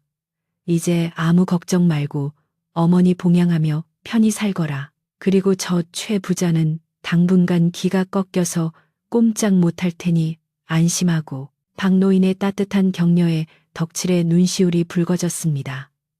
덕칠은 모여있는 이웃들을 향해 큰 소리로 외쳤습니다. 이웃 여러분, 오늘 밤 너무 큰 소동을 피워 죄송합니다. 날이 밝으면 제가 조촐하게나마 술과 고기를 대접할 테니 오늘은 이만 돌아가셔서 편히 쉬십시오. 내일 잔치를 열어 그동안의 심려를 갚겠습니다. 잔치라는 말에 사람들은 환호성을 지르며 박수를 쳤습니다.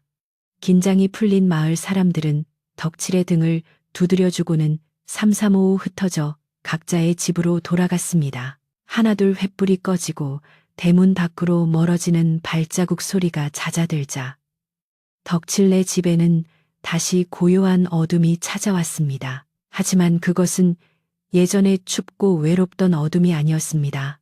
태풍이 지나간 뒤에 바다처럼 평온하고 깊은 안식이 깃든 어둠이었습니다. 덕칠은 대문을 단단히 걸어 잠그고 빗장을 질렀습니다. 덜커덩 하는 둔탁한 소리가 마치 세상의 모든 근심을 차단하는 결계처럼 느껴졌습니다. 그는 깊은 숨을 내쉬며 밤하늘을 올려다보았습니다. 구름 사이로 반달이 얼굴을 내밀고 은은한 빛을 뿌려주고 있었습니다. 덕칠은 마루에 주저앉아 계신 어머니에게 다가갔습니다. 어머니는 긴장이 풀려 온몸에 힘이 빠진 채 멍하니 아들을 바라보고 계셨습니다. 덕칠은 어머니의 차가운 손을 잡고 입김을 호호 불어 녹여드렸습니다. 어머니, 이제 다 끝났습니다. 아무도 우리를 괴롭히지 못해요. 저 포졸 나으리도 인정하고 가셨잖아요. 어머니는 떨리는 손으로 아들의 볼을 쓰다듬으며 눈물을 흘리셨습니다. 그래, 내 새끼, 장하다. 네가 그 모진 풍파를 다 막아냈구나. 나는 무서워서 숨도 못 쉬고 있었는데. 어머니의 목소리에는 안도감과 미안함이 뒤섞여 있었습니다. 덕칠은 어머니를 부축하여 따뜻한 방 안으로 모셨습니다.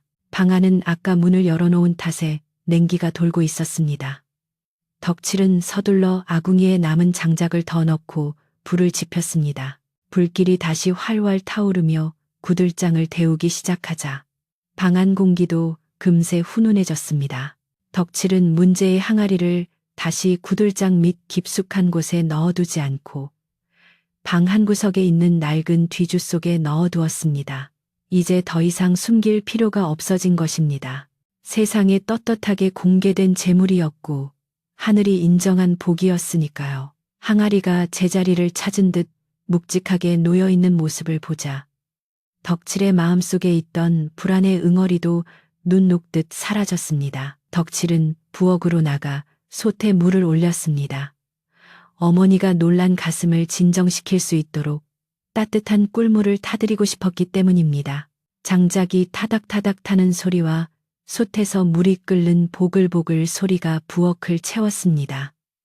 이 소박하고 일상적인 소리들이 오늘따라 유난히 정겹고 아름답게 들렸습니다. 며칠 전만 해도 눈보라치는 산속에서 죽음을 기다리던 자신이 지금은 이렇게 따뜻한 집에서 어머니를 위해 물을 끓이고 있다는 사실이 새삼 기적처럼 느껴졌습니다. 덕칠은 부직갱이로 불씨를 뒤적이며 혼자 중얼거렸습니다. 저승사자님, 아니 은희님 정말 고맙습니다. 당신의 실수가 제게는 삶을 다시 시작할 기회가 되었습니다. 이 은혜 잊지 않고 평생 베풀며 살겠습니다. 꿀물을 타서 방으로 들어가니 어머니는 아랫목에 누워 곤히 잠이 들어 계셨습니다. 밤새 마음고생을 하느라 기력이 다하신 탓이었습니다. 덕칠은 어머니가 깨지 않도록 조심스레 머리맡에 꿀물 그릇을 놓고 이불을 턱 밑까지 덮어드렸습니다. 어머니의 얼굴은 며칠 전보다 훨씬 편안해 보였고 규칙적인 숨소리가 방안을 평화롭게 채우고 있었습니다. 덕칠은 어머니 옆에 가만히 누워 천장을 바라보았습니다. 흙벽에 그을음이 묻은 낡은 천장이었지만 덕칠의 눈에는 그 어느 궁궐의 천장보다 아늑하고 든든하게 보였습니다. 그는 몸을 뒤척이며 베개에 머리를 파묻었습니다. 긴장이 풀리자 급격한 피로가 몰려왔습니다. 온몸의 근육이 노곤하게 풀어지며 눈꺼풀이 천근만근 무거워졌습니다. 창호지 문 너머로 바람이 대나무 숲을 스치는 소리가 들려왔습니다. 사각사각, 쉬익. 그 소리는 마치 산신령들이 덕칠네 집을 지켜주기 위해 부르는 자장가처럼 들렸습니다.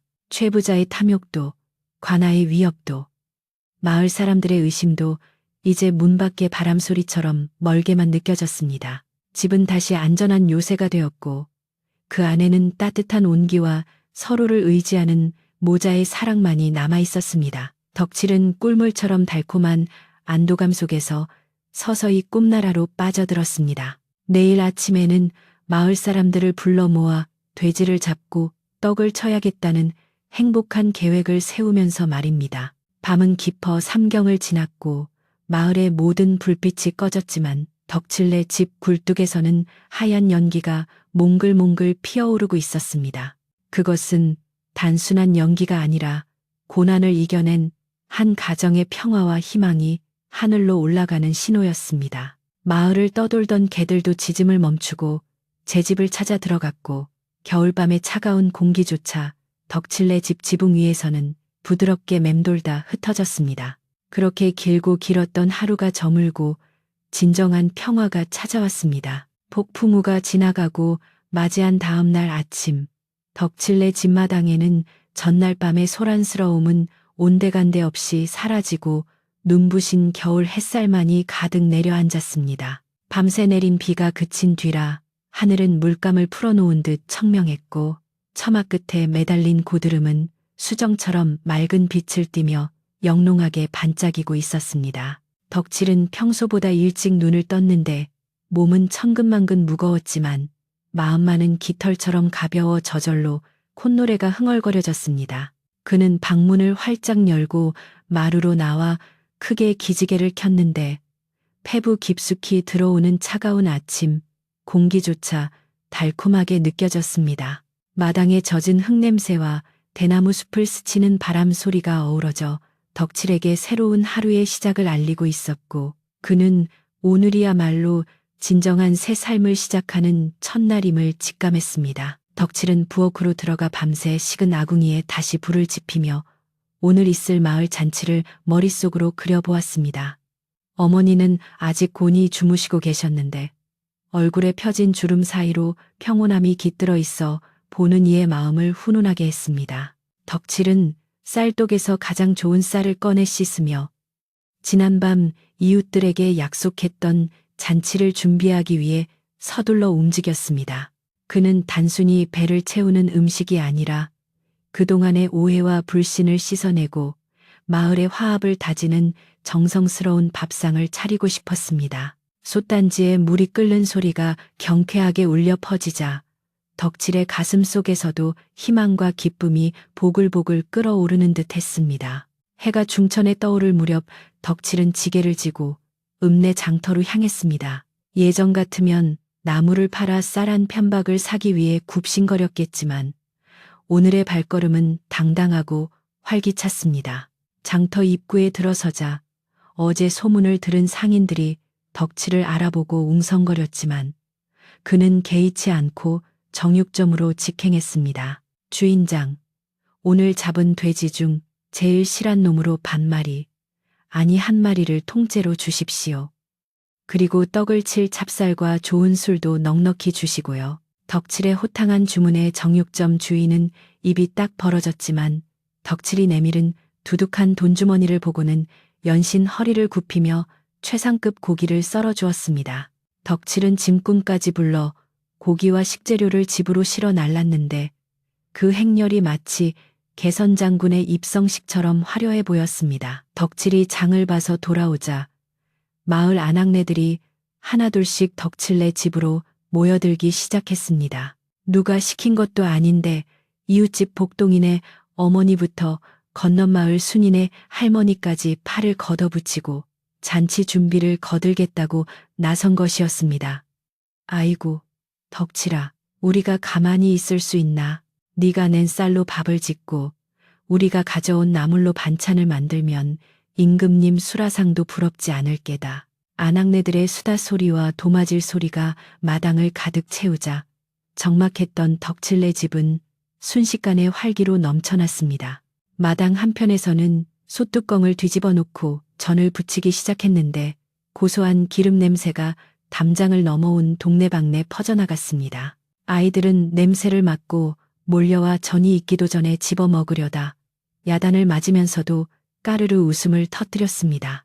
해질녘이 되자 마을 사람들이 하나둘 덕칠네 마당으로 모여들었습니다.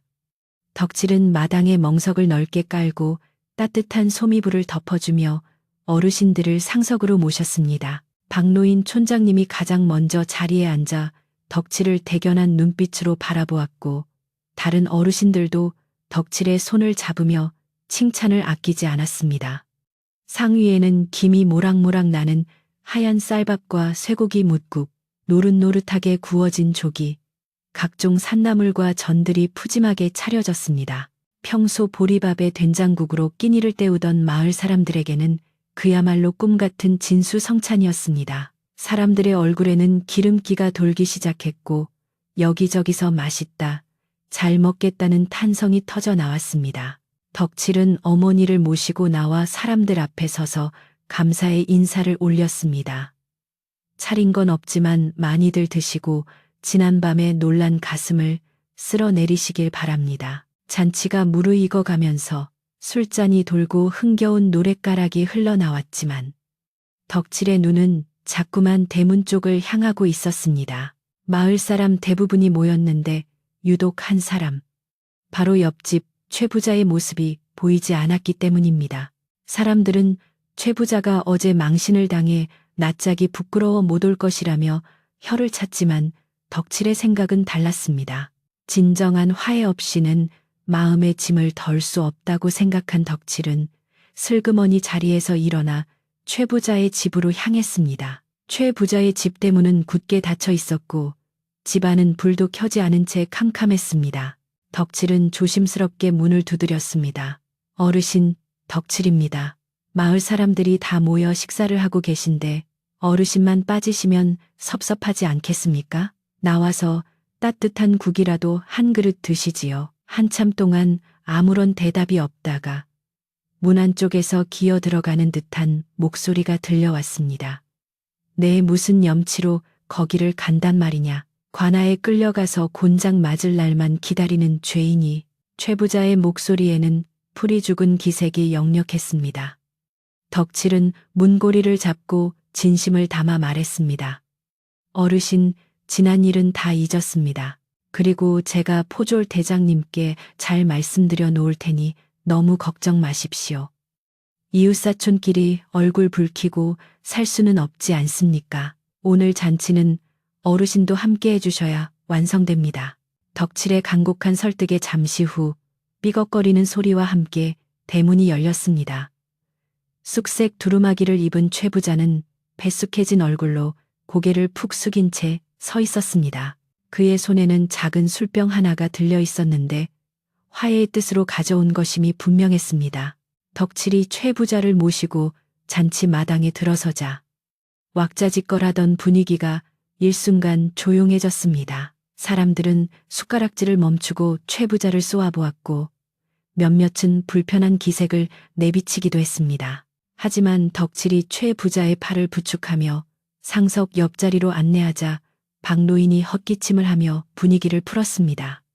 자자, 오는 사람 막지 않는 법일세. 최 부자도 왔으니 이제야 마을 식구가 다 모였구먼. 어서 앉아서 한술 뜨게.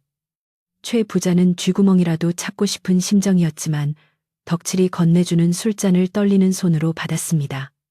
덕칠아, 내가 정말 미안하네. 욕심에 눈이 멀어 자네를.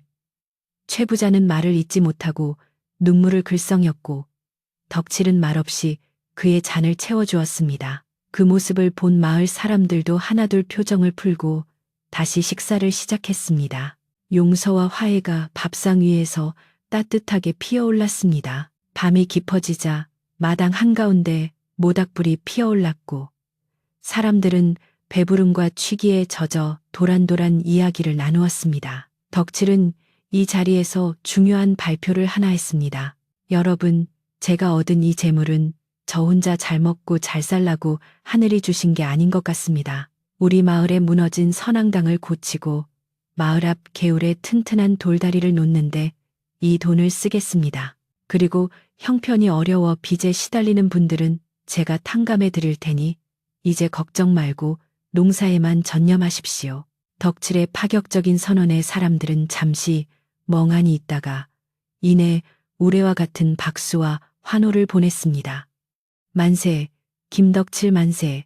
마을 사람들의 외침이 밤하늘 높이 울려 퍼졌고 덕칠의 어머니는 감격에 겨워 아들의 손을 꼭 잡고 놓지 않으셨습니다. 그날 밤의 잔치는 마을 역사상 가장 즐겁고 뜻깊은 행사로 기록되었습니다.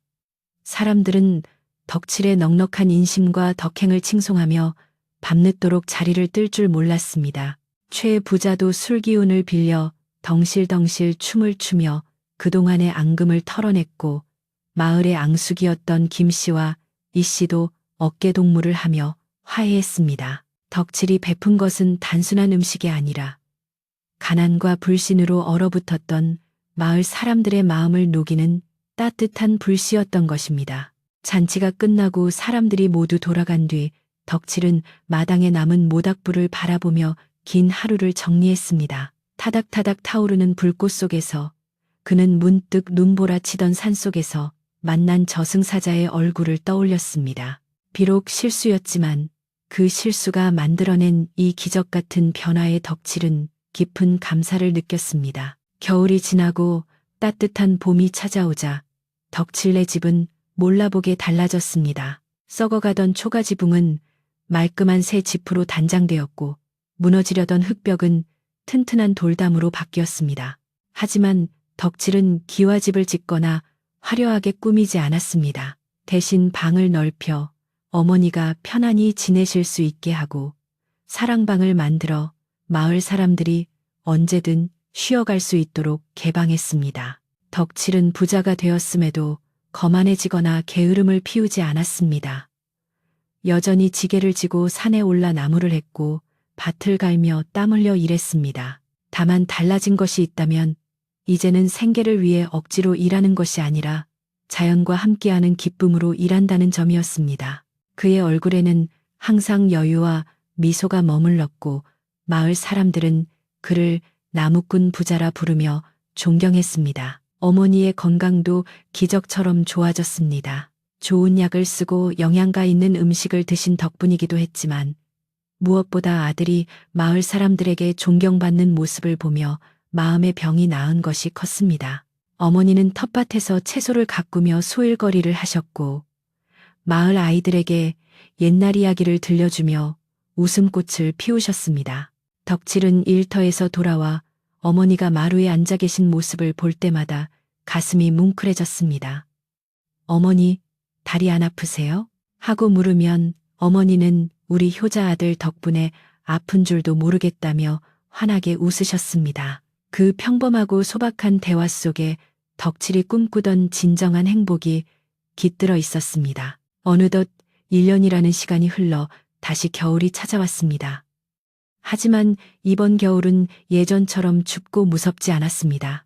덕칠네 집 창고에는 쌀가마니가 가득했고 아궁이에는 장작이 넉넉히 쌓여 있었습니다. 마을 사람들도 덕칠의 도움으로 빚을 갚고 안정을 찾아 마을 전체가 풍요롭고 따뜻한 겨울을 맞이할 수 있었습니다.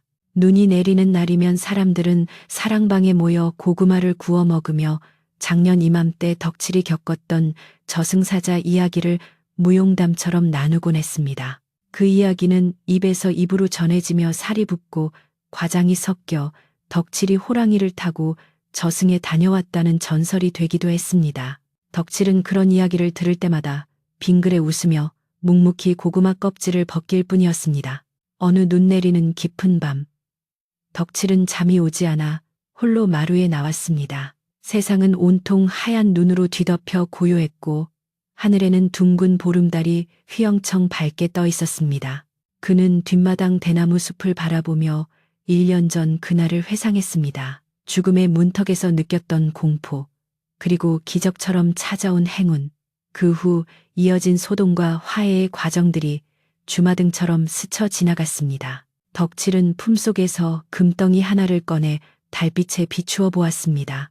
여전히 차갑고 영롱한 빛을 내뿜는 금덩이였지만 이제 그것은 덕칠을 지배하는 주인이 아니라 그저 세상을 따뜻하게 만드는 도구일 뿐이었습니다. 그는 금덩이를 다시 품에 넣으며 허공을 향해 조용히 속삭였습니다. 사자님, 저 약속 지켰습니다. 욕심 부리지 않고 나누며 잘 살고 있습니다. 부디 저승에서도 평안하시길 빕니다. 어디선가 허허하는 웃음소리가 바람결에 들려오는 듯 했습니다. 덕칠은 헛것을 들었나 싶어 귀를 기울였지만 들려오는 것은 대나무 잎이 부딪히는 사각거리는 소리뿐이었습니다. 하지만 덕칠은 알 수 있었습니다. 그 엉뚱하고 실수투성이인 저승사자가 어딘가에서 자신을 지켜보며 흐뭇해하고 있다는 것을 말입니다. 덕칠은 가벼운 마음으로 몸을 돌려 방 안으로 들어갔습니다. 방 안은 훈훈한 온기로 가득했고 아랫목에는 어머니가 세상 모르고 편안하게 잠들어 계셨습니다. 덕칠은 어머니 옆에 자리를 잡고 누워 이불을 끌어당겼습니다. 등을 따뜻하게 지져오는 구들장의 열기가 온몸의 피로를 녹여주었습니다. 밖에는 찬바람이 불고 눈이 쌓여가지만 이 작은 방 안은 세상 그 어느 곳보다 안전하고 평화로웠습니다. 덕칠은 눈을 감으며 내일은 마을 아이들을 불러 연을 만들어 주어야겠다고 생각했습니다. 입가에 맴돌던 미소는 잠결에도 사라지지 않았고 그의 숨소리는 어머니의 숨소리와 어우러져 평화로운 화음을 만들어냈습니다. 저승사자의 실수로 시작된 기묘한 이야기는 착한 나무꾼의 따뜻한 마음 덕분에 이토록 아름다운 결말을 맺게 되었습니다. 그리하여 덕칠은 늙으신 어머니를 모시고 오래오래 행복하게 살았으며 그가 베푼 따뜻한 마음은 강원도 산골 마을에 전설처럼 남아 두고두고 사람들의 마음을 덮여주었답니다.